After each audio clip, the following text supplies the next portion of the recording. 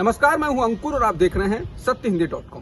सत्य हिंदी का Android app भी आ चुका है, जिसको आप डाउनलोड करने के लिए इस डिस्क्रिप्शन में जा सकते हैं और वहां से आप उस लिंक पर क्लिक करके ऐप को डाउनलोड कर सकते हैं। इसके अलावा इस ऐप को आप गूगल प्ले स्टोर से भी डाउनलोड कर सकते हैं। अब एक नजर डाल लेते हैं अब तक की सुर्खियों पर। एक महत्वपूर्ण घटनाक्रम में सुप्रीम कोर्ट ने उत्तर प्रदेश की योगी आदित्यनाथ सरकार से कहा है कि गिरफ्तार मलयालम पत्रकार सिद्दीक कप्पन को दिल्ली भेजकर उनका इलाज कराया जाए। कप्पन को हाथरस बलात्कार कांड की खबर जुटाने जाते वक्त रास्ते से गिरफ्तार कर लिया गया था और आतंकवाद निरोधी कानून समेत कई धाराओं में उन्हें मथुरा जेल में डाल दिया गया था। अदालत ने बुधवार को कप्पन की बीवी की याचिका पर सुनवाई करते हुए उत्तर प्रदेश से कहा कि वह कप्पन को एम्स या दिल्ली के किसी दूसरे अस्पताल में दाखिल कराकर उनका इलाज करवाएं। इलाज होने के बाद वह उन्हें फिर से मथुरा जेल भेज सकते हैं। अमेरिका में महामारी विज्ञान के प्रमुख विशेषज्ञ डॉक्टर एंथनी फाउची ने कहा है कि भारत में बनाई गई कोरोना की वैक्सीन कोवैक्सीन वायरस के 617 वेरिएंट के खिलाफ असरदार है। डॉक्टर फाउची ने कहा कि भारत में जिस तरीके का संकट दिख रहा है उसके खिलाफ वैक्सीनेशन एक महत्वपूर्ण हथियार हो सकता है। उन्होंने कहा कि नए डेटा में कोविड-19 के मामलों से ठीक हुए लोगों और भारत में जिन्होंने कोवैक्सीन की डोज ले ली है उसको लेकर विश्लेषण किया गया है। उन्होंने कहा यह पाया गया है कि कोवैक्सीन 617 वेरिएंट के खिलाफ कारगर है। कोरोना की दूसरी लहर से बुरी तरह जूझ रहे भारत के लिए सिंगापुर ने मदद करने के लिए मेडिकल ऑक्सीजन सिलेंडर की पहली खेप भेज दी है। सिंगापुर के विदेश मंत्रालय ने कहा है कि भारत के लिए सिंगापुर वायुसेना के 2 विमानों को 256 ऑक्सीजन सिलेंडर के साथ हरी झंडी दिखाकर रवाना किया गया है। इसके अलावा सिंगापुर से 3 ऑक्सीजन कंटेनर भी लाए जा रहे हैं। वहीं कनाडा के प्रधानमंत्री जस्टिन ट्रूडो ने घोषणा की है कि उनकी सरकार भारत के लिए 60 करोड़ रुपए भेज रही है, जिससे एम्बुलेंस और पीपी किट खरीदने में मदद हो सके।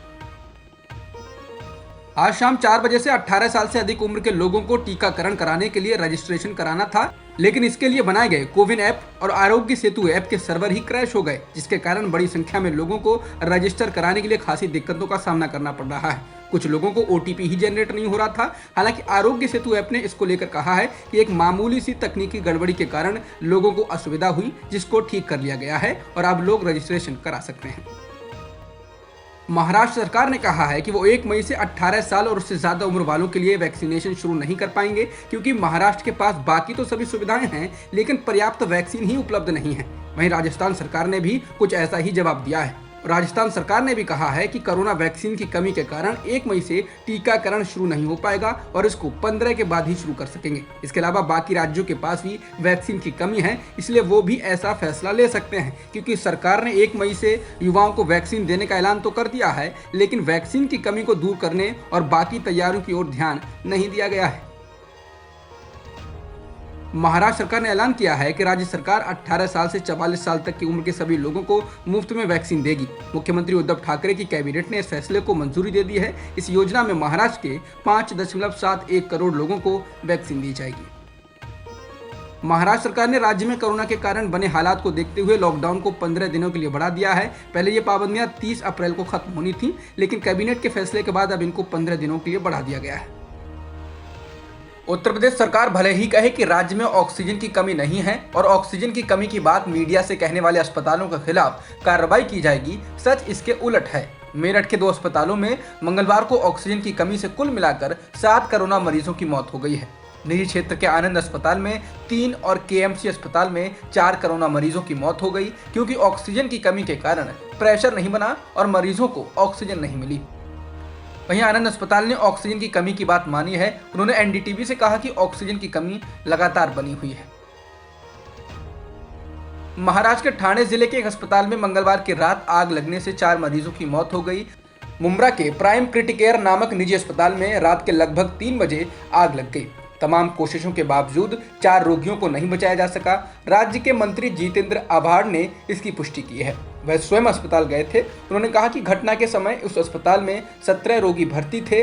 दूसरे रोगियों को एक अन्य अस्पताल में भेज दिया गया है। आज से 18 साल से अधिक उम्र वाले लोग कोरोना वैक्सीन लगवाने के लिए रजिस्ट्रेशन करा सकेंगे। इसके लिए उनको cowin.gov.in, आरोग्य सेतु ऐप और उमंग ऐप पर शाम 4 बजे से रजिस्ट्रेशन कराना होगा। रजिस्ट्रेशन के बाद आपको सरकारी या निजी केंद्रों पर टीकाकरण के लिए अपॉइंटमेंट मिलेगा। बता दें 1 मई से 18 से अधिक उम्र के लोगों को भी टीका लगाया जाएगा।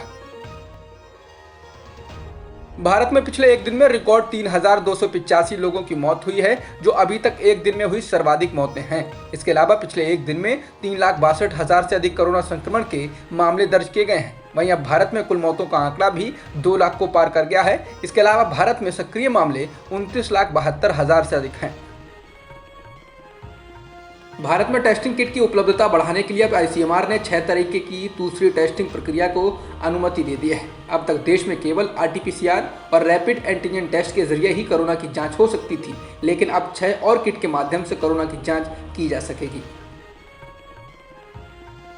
कांग्रेस नेता राहुल गांधी ने भारत में कोरोना के कारण बनी स्थिति के लिए भारत सरकार पर फिर से हमला बोला।